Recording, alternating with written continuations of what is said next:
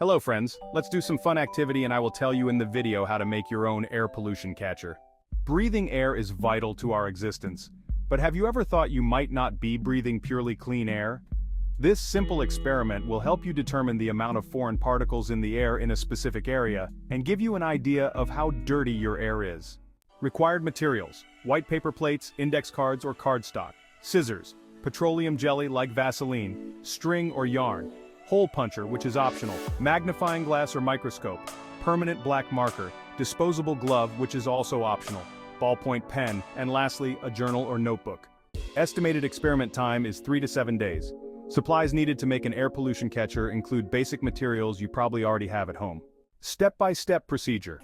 Find an area in which you can hang the air pollution catcher.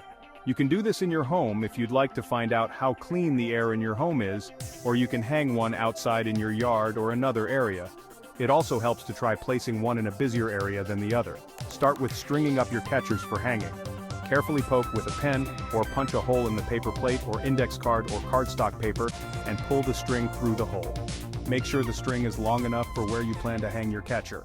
Important note: adult assistance or supervision is highly recommended when cutting and punching holes into the paper plate or cardstock paper, as well as hanging the pollution catchers in high places so they are not disturbed.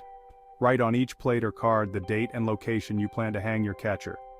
It helps identify the site after taking the paper plates down to study them.